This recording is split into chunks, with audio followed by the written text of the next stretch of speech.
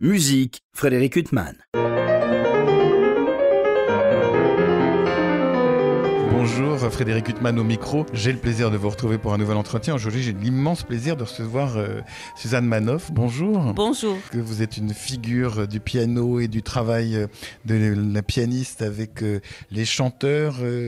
Alors, vous êtes née aux États-Unis. Et puis alors, comment vous en êtes venu en France à devenir comme ça autant une incarnation du travail du pianiste, de la pianiste avec les chanteurs, alors que ce soit dans le lead allemand bien sûr, mais aussi beaucoup dans la mélodie française. On compte pas tous les disques ou tous les concerts que vous avez donnés à propos de la mélodie française, mais comment vous en êtes venu à cet amour de la mélodie française, Suzanne Manoff? L'amour de la mélodie française, elle est venue... Peut-être, il y a deux choses. Il y a toujours une rencontre humaine et c'est au centre de mon travail avec les autres. C'était la rencontre avec une femme qui s'appelait Gwendolyn Koldovsky en Oregon, aux États-Unis et en Californie. Et c'est elle qui m'a encadrée pour la première fois où j'ai vraiment abordé la mélodie et le lead. Et j'ai aimé chez elle... sa sagesse, sa bienveillance, son amour du piano, de la voix et de la littérature. Et pour moi, ça me semblait que c'était un coup de foudre. Je me suis reconnue en elle et peut-être la rencontre a fait que j'ai découvert une partie manquante en moi et où c'est un peu la réponse à la question qu'on n'a pas posée. Je dirais ça comme ça. Et ça a inspiré un désir de venir découvrir plus les langues. Je parlais déjà enfant l'allemand. Parce que votre mère était d'origine lettonne. Ma mère, elle était d'origine lettonne, plutôt balte allemande, mais vivant en Lettonie. Et mon père était allemand. Et tous les deux, ils ont émigré aux États-Unis. Et donc, on parlait allemand à la maison. Dans la petite enfance, c'était que l'allemand. Ensuite, moi, j'ai basculé plus vers l'anglais. Et vivant aux États-Unis, c'était une longue histoire, un apprentissage de réintégrer ma part allemande. Quand je suis venue en Europe, c'était plus facile. En Amérique, grandissant dans les années 60-70, il y avait beaucoup d'a priori, beaucoup de silence autour de la langue d'allemand. On ne voulait pas l'entendre à l'école. À l'école, en tout cas, où j'allais dans ma paroisse, entre guillemets. Mais à l'école de musique, c'était autre chose. Et c'est là que j'étais entourée de tous mes partenaires qui étaient devenus vraiment mes grandes amies de vie, qui, eux, venaient d'une autre culture, en grande partie juif, et qui trouvaient ça absolument fabuleux que je parle allemand. Alors que moi, j'ai essayé, vraiment, c'était le silence en moi, l'allemand. Et à travers la mélodie, à travers Koldovsky, ça s'est vraiment réveillé en moi et je me suis rendu compte qu'il y avait comme une partie de moi qui était emprisonnée en moi parce qu'il y avait cet interdit de la langue. Et en le chantant, ça me semblait plus fluide et plus possible de me réunir avec cette part de moi. Ensuite est venu un désir de faire de même avec le français. Donc, c'est ça qui a inspiré un concours que j'ai fait pour avoir de l'argent, en fait, tout simplement, pour venir en Europe et explorer la langue française. Et là, c'était le coup de foudre absolu avec Paris. Mais oui, mais c'est ça que je trouve extraordinaire, parce que quand on discute avec vous, quand on discute avec Jeff Cohen, qui, comme vous, vient des États-Unis et comme vous aussi incarne un spécialiste de la mélodie française, je me demande comment quelqu'un qui est comme ça, né à l'étranger, dont c'est pas la langue maternelle, peut devenir à ce point...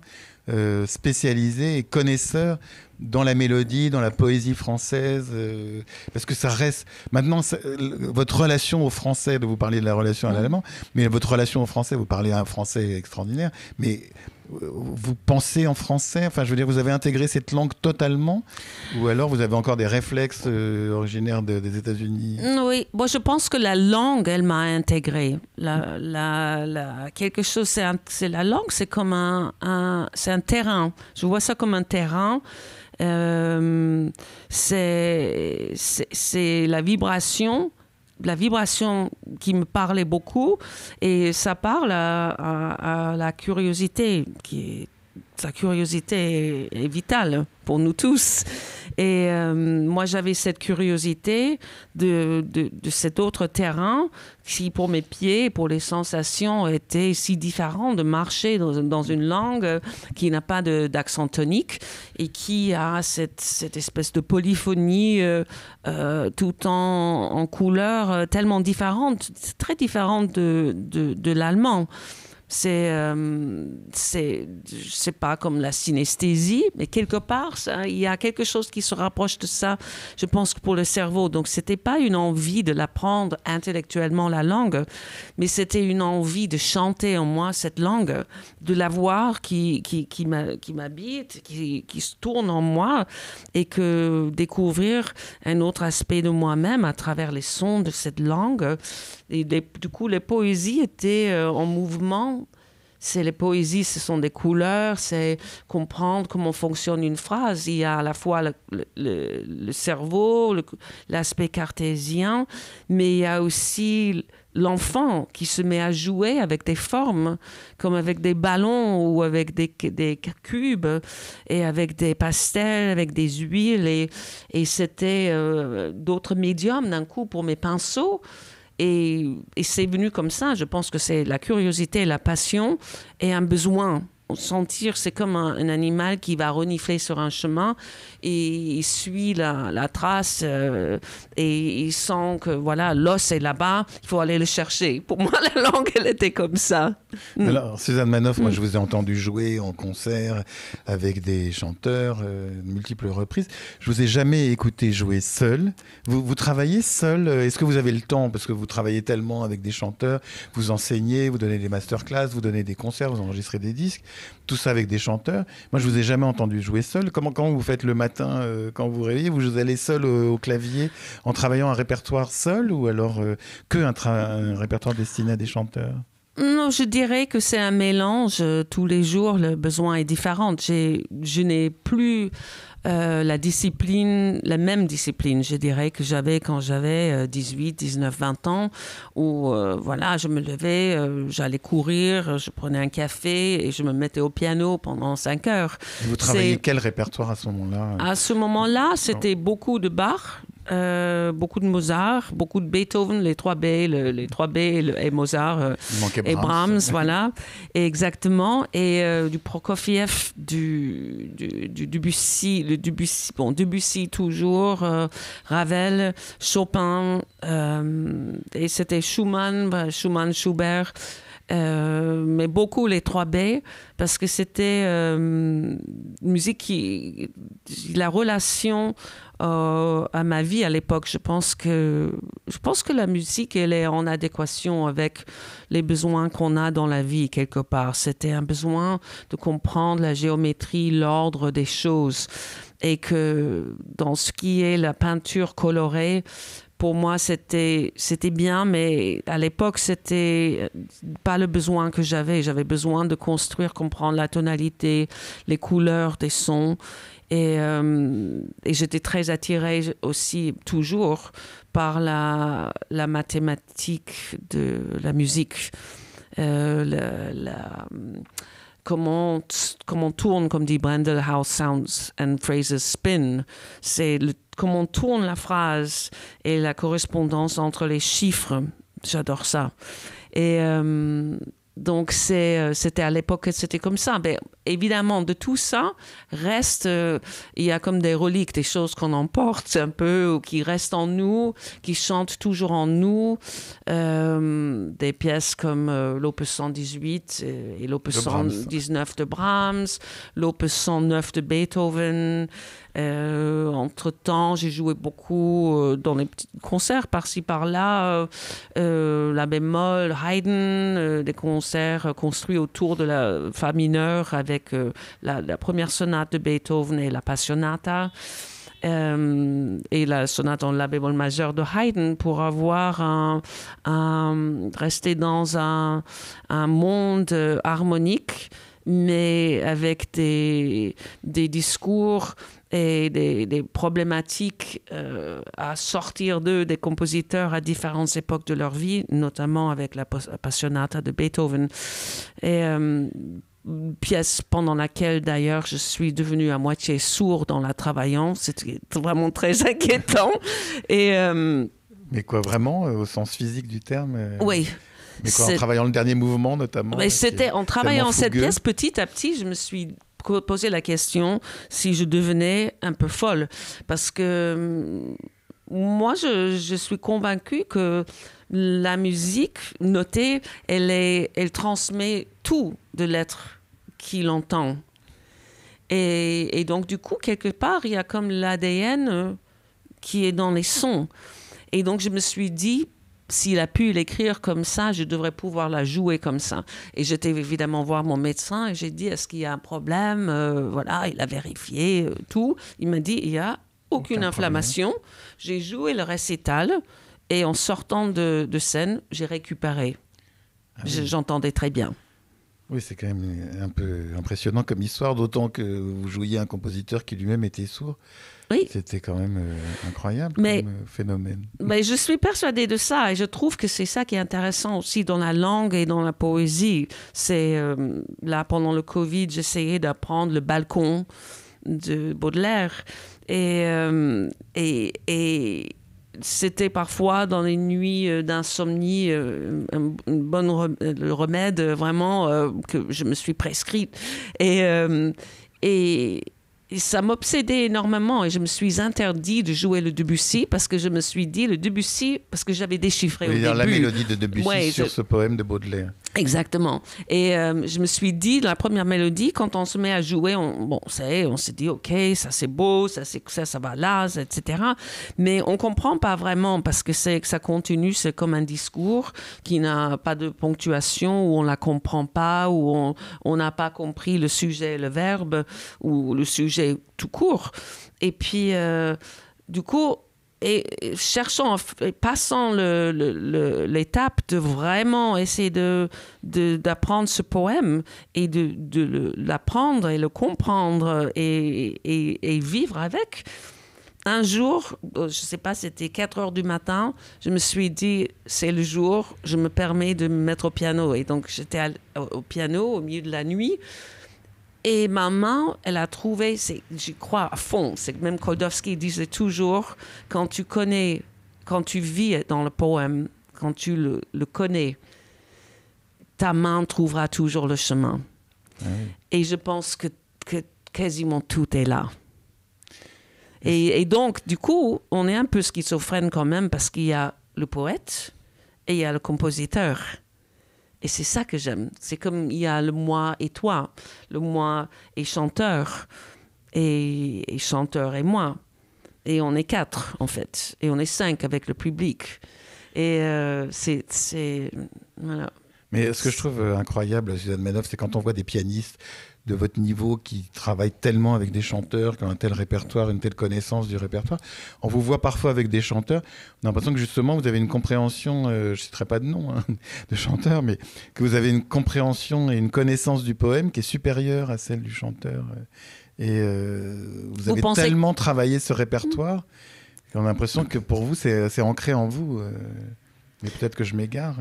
Mais je sais, vous avez l'impression Parfois, on a l'impression qu'on voit certains pianistes de votre niveau, ou quand on voit Jeff Cohen ou d'autres, vous avez une telle connaissance de ce répertoire, de la poésie, de la mélodie, que c'est presque parfois supérieur à la connaissance que peut en avoir le chanteur.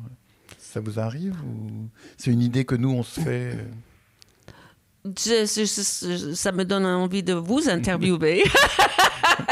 Ce sera beaucoup moins intéressant. Qu'est-ce qui donne cette impression qu'un pianiste connaît mieux? Non, pas. Enfin, je pense des pianistes comme vous qui avaient tellement travaillé ce répertoire, qui l'avaient tellement approfondi, qui en avaient une telle connaissance, parce que vous le faites par amour pour la poésie, par amour parce que vous pourriez jouer seul. Un chanteur, il doit jouer avec un pianiste ou en principe chanter avec un autre instrumentiste, parce que le répertoire a cappella pour chanteur seul, ça peut pas durer quand même 2 heures pour un concert, à ma connaissance. Mais vous, c'est une telle passion que parfois, mais peut-être qu'encore une fois je m'égare, j'ai l'impression que vous possédez encore mieux ce répertoire. J'entends bien. je ne sais pas si je connais mieux que mes partenaires. En tout cas, pour moi, l'exigence que j'ai, c'est d'être à fond dedans à chaque fois.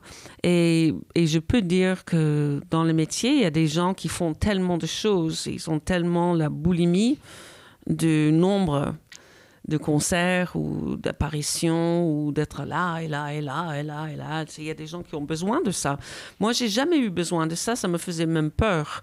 Et j'ai besoin d'être tranquille en moi et de sentir que j'ai traversé le chemin de chaque pièce avec une sorte... à la fois, je n'ai pas de choix personnellement, et c'est un mélange de cela et un devoir perso. Et sinon, je ne peux pas le jouer. J'ai l'impression d'être une imposteuse. Donc, il y a de ça. Mais il y a aussi, il est vrai que, et ça c'est une autre conversation, peut-être pour une autre fois, que le fait de chanter impose une rigueur de vie parfois, qui demande à un chanteur sur scène d'être extrêmement vigilant ou vigilante sur le son lui-même. Juste le physique. Et parfois, le poème devient juste un véhicule de syllabes pour dire. Il y a des chanteurs qui sont des chanteurs à ambiance et qui font des concerts sublimes parce qu'on est juste enroulé dans un timbre et on a juste envie de se coucher sur un velours quelque part et laisser couler sur nous. Et ça nous suffit. Le poème est là, mais on n'est pas en train de s'arrêter pour regarder, sentir la fleur au bord de la route. Et il y a d'autres chanteurs qui n'ont pas cette magie du son, mais qui ont la magie du mot. Où on s'est dit, et puis les critiques vont dire, ah oui, on a absolument compris, chaque mot, c'est extraordinaire, comme si c'était le critère premier. Et peut-être ça l'est pour certaines personnes. Parfois, on a les deux, mais c'est assez rare. Et moi, j'ai connu des chanteurs, je peux citer des gens comme autrefois, mes tout débuts en France, j'ai rencontré Sylvie Brunet. Sylvie Brunet, elle chantait 3 notes et j'étais subjuguée. J'avais des poils se redresser et vraiment, et j'étais amoureuse. Ça a réveillé une espèce de passion en moi et j'essayais de la retenir, la contrôler. Je me suis dit, mais qu'est-ce que c'est ça? Mais c'est très difficile à définir en quelques mots, mais c'est pas pour elle. C'est que le son m'a rendue amoureuse, où j'ai découvert l'amoureuse en moi. Oui. Oui, non, et le son est comme ça. Donc parfois, c'est vrai que moi, je ne peux pas jouer sans comprendre le texte. Parce que souvent, si on fait pom pom pom pom pom pom pom, on peut faire bébé bébé bébé ou on peut faire 1000 choses. Imaginez des instruments tellement différents. Mais là, c'est sans le texte, on ne sait pas dans quelle eau on patauge. Alors, moi, j'ai choisi 2 disques récents de vous, parce qu'ils incarnent pour moi, Suzanne Manoff, votre itinéraire. Il y en a un que vous avez enregistré. Vous avez enregistré plusieurs disques avec Sandrine Piau. Le dernier que vous avez enregistré, Chimère, est un répertoire comme les autres, hein, mais absolument sublime, qui débute par un lead de Karl Leu, que je trouvais extraordinaire. Bon, après, on voyage chez Schumann, et puis même Poulenc et d'autres. Et puis, il y a ce disque avec Adèle Charvet, Oui. Long Time Ago. Alors, on a d'une part Sandrine Piau qui incarne une chanteuse d'expérience, et puis Adèle Charvet qui débute sa carrière brillamment, mais qui est une formidable chanteuse. Mais vous n'avez pas la même relation. Il y en a une avec laquelle vous avez un dialogue depuis un certain nombre d'années, l'autre qui est un talent déjà énorme mais naissant.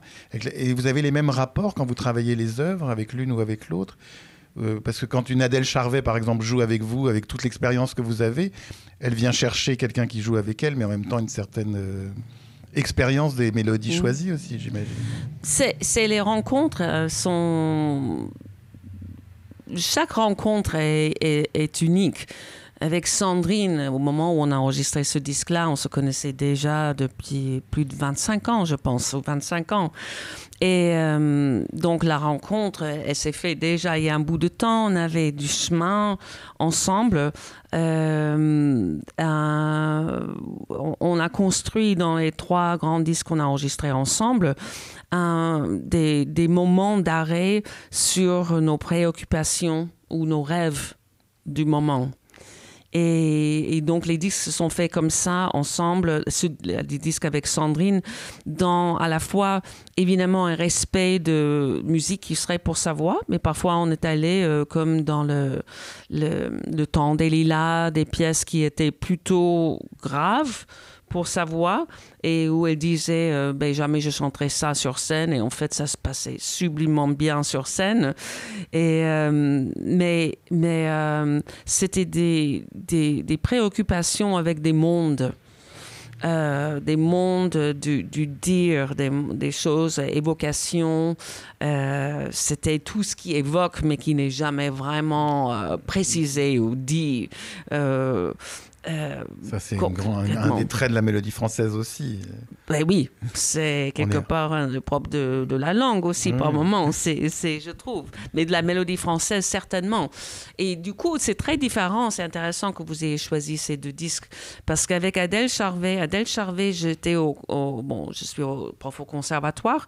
Je connaissais... Rappelez aux auditeurs, vous êtes prof, vous enseignez en fait aux chanteurs. J'enseigne aux chanteurs qui sont dans le programme du master au CNSM de Paris. Donc vous leur apprenez la mélodie, la manière de chanter la mélodie.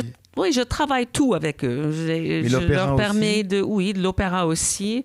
Principalement, ils apportent du répertoire pour les grands concours, que ce soit mélodie ou opéra. Pour certains, c'est un travail d'approfondissement du répertoire d'audition pour les aider à vraiment convaincre les agents. Parfois, c'est des choses de dernière minute pour des auditions, à faire en sorte qu'une pièce brille un peu plus, ou ils disent est-ce que je dois le faire comme ça, comme ça. C'est évidemment un travail sur la musique, sur le phrasé, sur les langues, sur l'expression, et aussi un travail sur parfois si on ne peut pas appeler ça peut-être pas travail, mais une exploration de comment être le plus confortable et se débarrasser dans les auditions et aussi dans les premiers grands spectacles, se débarrasser de ce qui n'est pas nécessaire sur scène. Et je pense que ce qui me fascine dans cet enseignement-là, c'est le fait d'être moi-même beaucoup sur scène et de comprendre ce que c'est de traverser ce seuil de la porte entre l'arrière-scène et devant la scène. Parce que c'est vraiment un choix. C'est un choix parfois plus difficile que pensent les gens. La porte s'ouvre, il y a des fois où on n'a vraiment pas envie d'y aller. Mais c'est un choix. Et une fois qu'on y va, on se rend compte qu'on ne se retourne plus. Et c'est très particulier comme expérience. Mais donc ça, c'est intéressant de partager certains aspects de cette présence avec eux. Mais avec Adèle, ce qui s'est passé, c'est que je l'admirais de loin. J'écoutais un peu ce qu'elle faisait. Elle devait rentrer dans ma classe, mais la vie a fait qu'elle était engagée par Covent Garden. Parce qu'elle a une origine anglaise, je crois aussi. C'était pas seulement ça, c'est que elle était engagée pour chanter un rôle dans un opéra, donc elle a quitté le conservatoire, mais j'ai appris donc exactement qu'elle a passé du temps au début de sa vie à New York. Et depuis longtemps, je rêvais, parce qu'aucun de mes partenaires était vraiment de langue anglaise et surtout de langue américaine.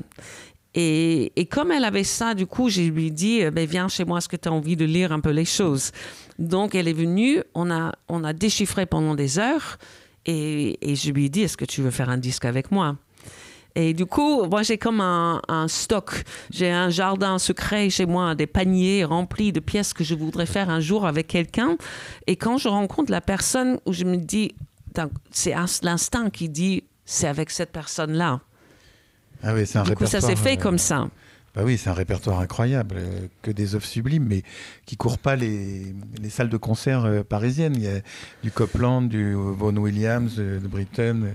Bon, Britten est quand même plus joué, mais Charles Ives et d'autres compositeurs moins connus. Enfin, c'est quand même incroyable, cet itinéraire que vous avez tracé avec elle. Oui, et puis c'était donc au début... il s'est passé par plein d'étapes.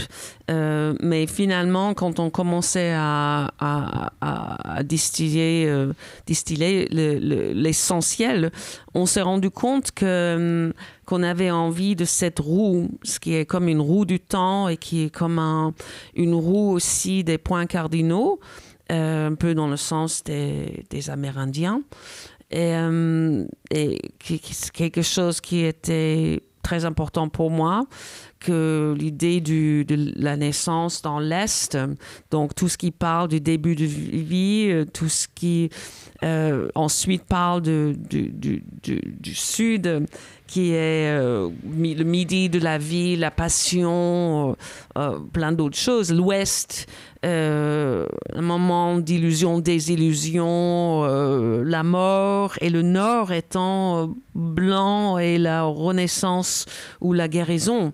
Et on peut facilement trouver énormément de mélodies, et que ce soit mélodie française, le Lied, das deutsche Lied ou le English Art Song, qui tombent dans ces catégories-là. Mais j'avais vraiment envie que ça passe par la langue anglaise et américaine. Et du coup, on a trouvé cette trame. Il y a des mélodies qui sont des grands éclats d'amour, de folie, comme Animal Passion, de Jake Heggie. Voilà, le disque, il est sublime. Et la seule chose que j'ai vraiment envie de dire, puisqu'il y a l'antenne, c'est que c'est un disque on a trop peu fait en concert, et que j'aimerais vraiment, vraiment continuer à jouer pour le public, parce que c'est un disque à la fois de musique moins connue, mais de musique qui est quelque part tout le temps à la frontière entre musique classique, musique populaire, musique moderne. Et même il y a certains Britons qui sont aussi proches de la musique populaire. Ah ben tout à fait. Et même les Aaron Copland qui a écrit le American Folk Songs, ça dépend comment on les fait. C'est un chant populaire, totalement populaire. Mais il y a la trame toujours de la langue. Et Adele, elle est extraordinaire parce qu'elle a ça dans le sang. Les Américains, peut-être encore plus que les Anglais, mais il y a quelque chose... En Amérique, le son n'est pas séparé du corps. On bouge. Nous, on a grandi en apprenant la musique avec le mouvement. Moi, je ne peux pas travailler sans bouger. Et quelque part, même à travers les années, parfois, on m'a dit « mais tu es trop enthousiaste » ou « tu es trop ceci, trop cela ». Et plus jeune, je me disais « en fait, je suis trop ici ». Et au bout d'un moment, je me suis dit, ayant essayé d'être autre chose que je suis, que c'était pas très sain pour moi. Donc, j'ai abandonné tout ça. Oui, mais on vous préfère tel que vous êtes, Suzanne Manoff. Et si vous vous retrouvez tel que vous êtes, vos prochains concerts à Paris, c'est le 31 mars prochain, aux côtés aussi d'une merveilleuse chanteuse, Patricia Petitbon. Oui. Et le 2 avril, une autre merveilleuse chanteuse, Gaëlle Arquez. Oui. Donc, 2 récitals à la Sainte-Chapelle. Mais Patricia Petitbon, on connaît notamment disque avec elle, et puis on la connaît comme chanteuse à la fois d'opéra et de mélodie. Gaëlle Arquez, qui est une immense chanteuse, on la connaît plus à l'opéra. C'est elle qui vous a demandé de travailler de la mélodie Oui, oui, c'est elle. Et puis, je l'ai suivie aussi quand elle était au conservatoire, parce que c'est quelqu'un d'assez jeune et qui a déjà fait un parcours très très important dans l'opéra. Moi, je l'admire énormément. Il y a toujours, je trouve que la rencontre avec des chanteurs, l'envie de faire ensemble, c'est à la fois, souvent ce sont les chanteurs qui viennent vers nous, les pianistes, pas toujours. Et parfois, c'est les deux finalement qui se trouvent ensemble parce qu'il y a comme une envie de s'approcher, on n'ose pas, et puis on a une qui fait le premier pas. Ouais, c'est la curiosité. J'ai besoin d'être curieuse et en quête de contact. Et ça, c'est quelque chose qui se crée avec Gaëlle. Et puis, on est en train d'explorer vraiment, je dirais, c'est notre premier chapitre ensemble de répertoire. Le 2 avril, on fera un répertoire principalement espagnol et français. Beaucoup de musique française. Pas d'air d'opéra. Pas d'air d'opéra, non. Que de du la tout. mélodie. Mais il y a des mélodies de Saint-Saëns, de Massenet, donc qui ressemblent un peu, qui ont sont composé pour compositeurs l'opéra. Exactement. Vous parlez d'Espagne, quoi. Il y a du Albéniz ou des compositeurs. Il y a du Rodrigo, il y a du Lara avec Granada, Adela, des choses comme ça. Il y a aussi la musique de l'Amérique du Sud. Et donc la musique qui danse, Gaëlle, c'est quelqu'un pour lequel la danse est très très importante. Elle est très très bonne danseuse. Nous, on la connaît comme des grandes Carmen d'aujourd'hui. Ben oui, et c'est pas la danse qu'elle peut faire dans Carmen, c'est pas que pour l'opéra. Elle est danseuse en dehors, vraiment. Et ouais, c'est quelqu'un que j'admire énormément. J'adore sa voix. Et j'ai hâte de faire ce chemin avec elle. On a hâte de l'écouter. Et le 8 juin, on vous retrouve au musée d'Orsay. C'est un lieu que vous connaissez, l'auditorium du musée d'Orsay. Vous avez écouté souvent Suzanne Manoff. Vous y serez aux côtés de Patricia Petitbon. Alors ça, c'est une de nos œuvres fétiches, La voix humaine de Poulenc. Oui, c'est déjà le musée d'Orsay, c'est un endroit, j'ai l'impression que c'est un peu ma deuxième maison. Je suis... rempli de gratitude par rapport à Sandra Bernard qui dirige cet auditorium maintenant. Et en plus, on est extrêmement liés avec le musée d'Orsay par l'Académie Orsay-Royaumont, dont je m'occupe aussi et j'enseigne pour cette académie avec Véronique Jans depuis le tout début de l'académie. Donc les liens sont tissés depuis longtemps, fortement, et je passe beaucoup de temps au musée à visiter absolument tout ce qu'il y a dedans. Et donc, le 8 juin, c'est avec Patricia Petitbon qu'on fera La voix humaine Cocteau Poulenc, dans la version qu'il a écrite pour piano et chant, et avec une première partie musicale qu'on a inventée pour arriver à cette femme désespérée au téléphone. Mais justement, cette femme, moi, La voix humaine, c'est une œuvre pour laquelle j'ai éprouvé une passion incroyable, mais j'ai toujours pas compris cette œuvre. Enfin, j'ai toujours pas compris à qui elle s'adresse, si elle s'adresse vraiment à quelqu'un, si c'est un amant qui l'a délaissé, si c'est une grande bourgeoise. Il y a tellement d'incarnations possibles de cette voix humaine qu'on n'en fait jamais le tour. Suzanne Manoff, je sais pas, vous, comment vous la voyez, cette femme Je pense qu'on fera jamais le tour, et je pense qu'il y a une possibilité qu'elle soit à chaque fois différente. Dans notre expérience avec Patricia, je vais pas parler pour Patricia. Il y a plusieurs choses que je peux dire. Je trouve que apprendre la voix humaine est un poids dans la vie. Pour la pianiste et pour le chanteur? Oui, pour les deux. Pour l'un déjà le texte, d'apprendre le texte, parce que moi, au piano, on fait vite le tour de ce qu'il y a à jouer et c'est pas toujours commode. C'est quand même très difficile parce que au piano. Cette pièce-là, sa difficulté n'est pas dans la difficulté purement pianistique, c'est dans la conception et le timing des choses. Parce qu'il faut être tellement imbriqué dans la trame théâtrale que du coup, ça coule de la main. C'est d'ailleurs pour tout, c'est comme ça. Donc du coup, on se pose la question, qui suis-je au piano quand je joue ça avec ma partenaire? Et quel est mon rôle là-dedans? Donc évidemment, en moi, j'ai un imaginaire assez vif. Et donc, j'imagine plein de choses. À certains moments, je suis Marthe, la copine qui n'est pas là sur scène, mais qui quelque part est là, ou je peux être d'autres personnages.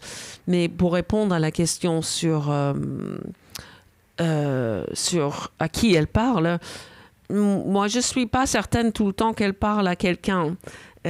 Pour moi, c'est parler à cette autre personne aussi qui est en nous. Et quelque part, j'avoue que par moments, je suis passée par les seules solutions que je pouvais trouver pour rester accrochée à la pièce, pour aller plus loin. Parce que parfois, il faut toquer longtemps à la porte avant de pouvoir vraiment accoucher. C'est d'imaginer qu'elle avait tué elle. Et quelque part, c'est un peu violent de dire ça, mais quelque part, peu importe, parce que l'histoire du pistolet et tout ça, et que non, qu'elle se suicide, etc. Et même si elle se suicide, est-ce que tout ça, c'est vraiment la réalité? Qu'est-ce que la réalité? Qu'est-ce que le rêve? Et qu'est-ce que la folie?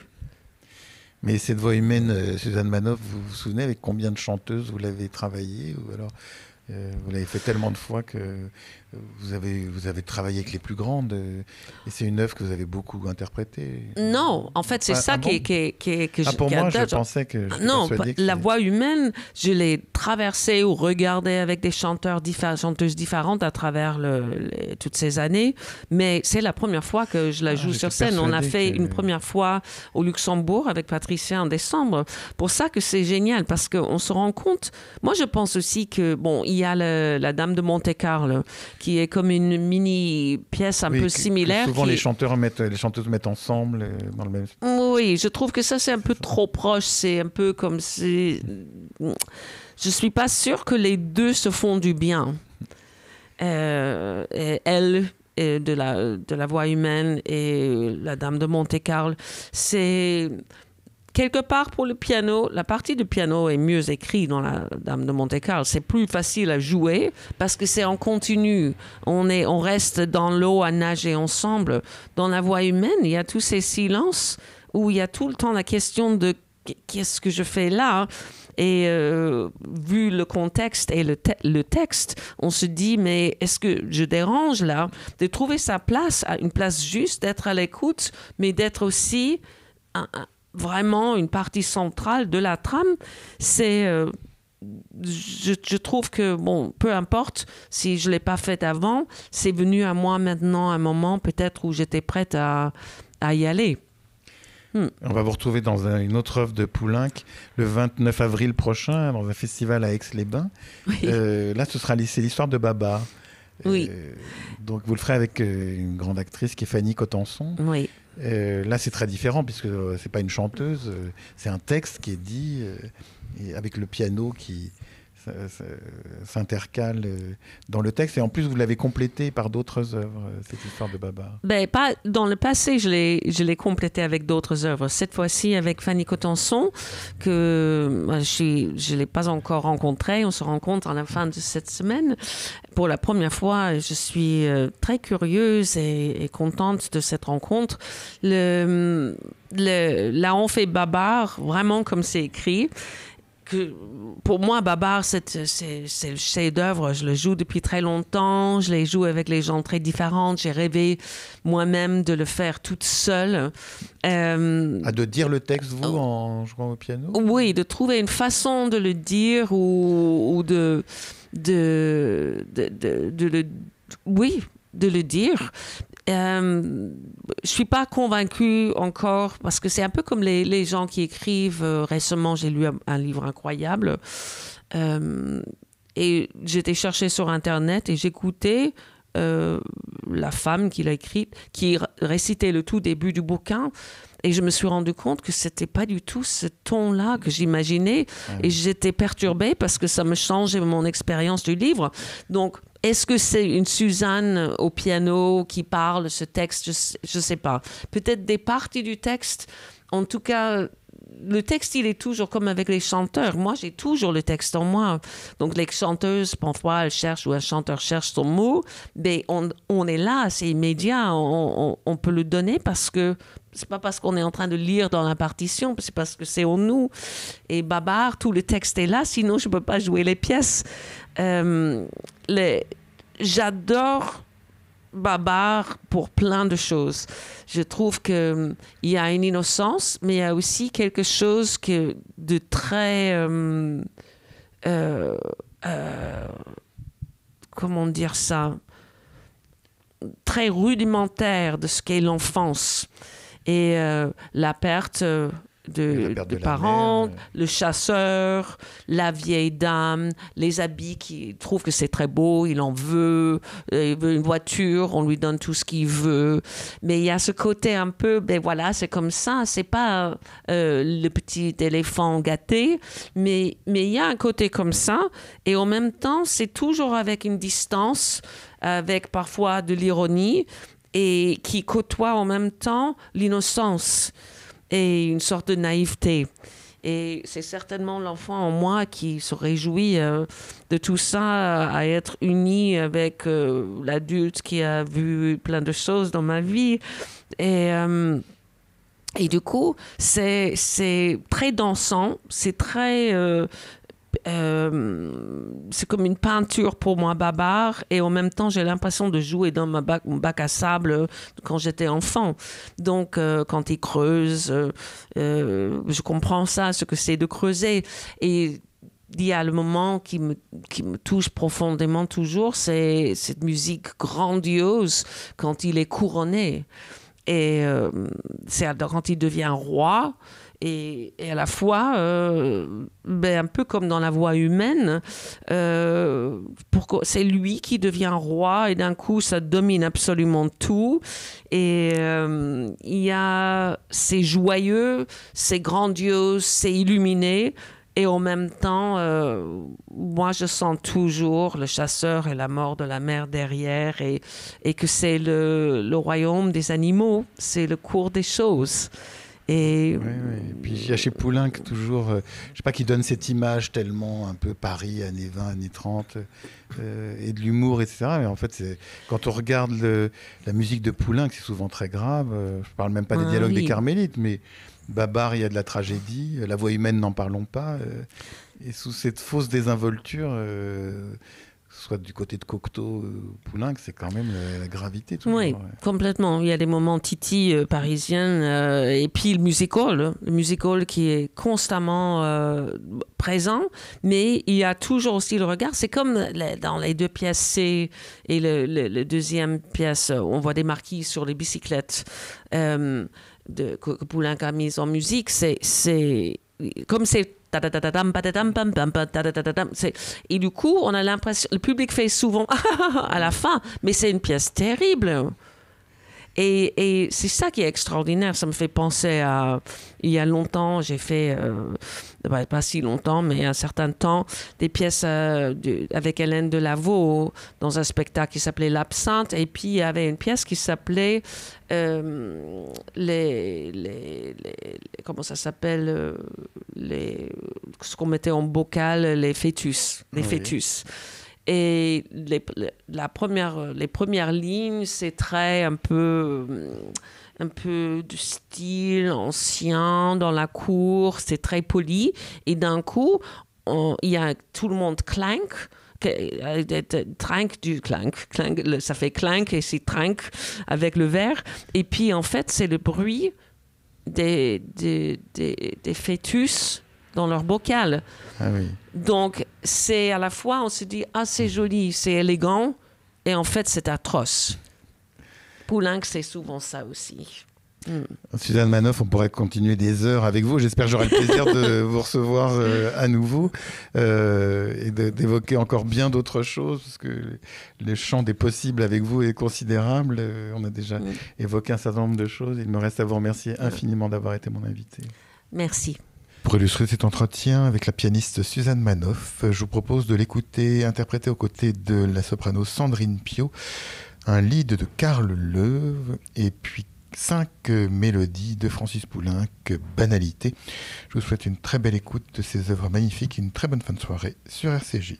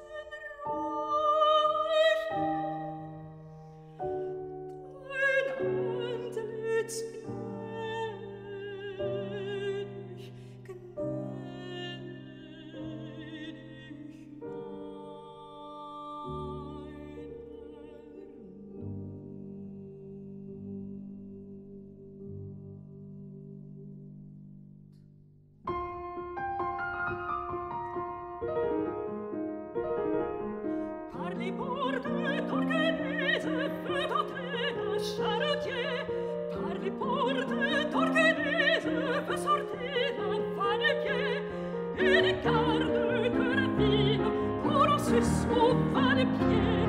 Comment tu de la ville, j'ai laissé mon cœur entier, et les gardes de la ville courant sus au charretier. Qu'apportes-tu dans la ville, mon cœur pour me marier?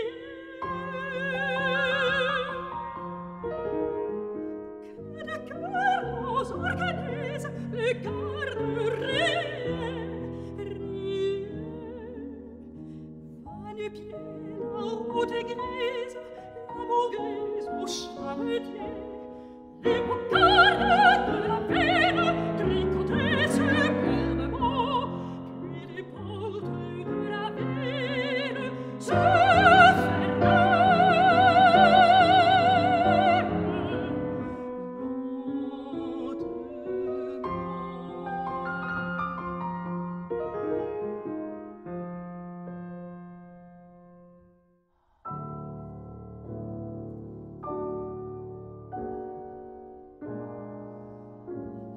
Ma chambre à la forme d'une cage, le soleil passe son bras par la fenêtre. Mais moi qui veux fumer pour faire des mirages, je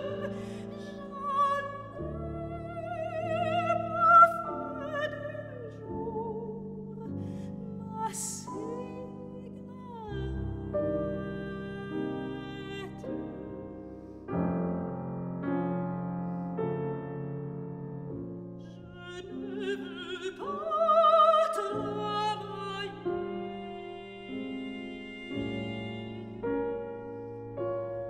Je veux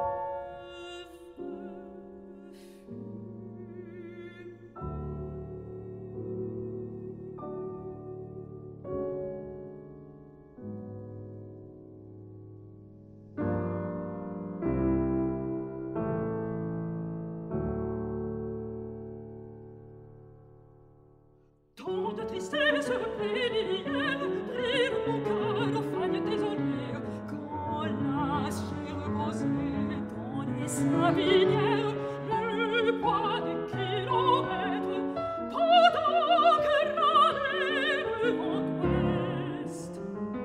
J'avais quitté le joli bois, les écureuils sont restés, ma pipe essayait de faire des nuages au ciel qui restait plus obstinément. Je n'ai confié aucun secret, sinon une chanson énigmatique aux paupières humides. Les bruyères fleurant le miel attiraient les abeilles, et mes pieds endolorés frôlaient les myrtilles et les érelles. Tourment marié pendant la vie s'écoule, en arbre fort et tord, l'amour, l'amour. Après le temps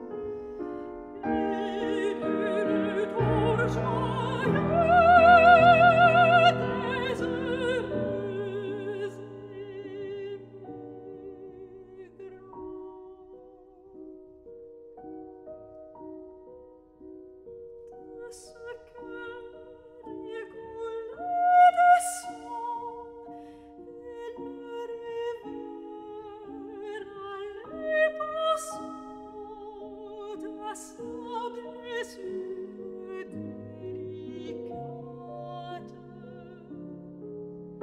Tu ne briseras pas la chaîne de ses côtes.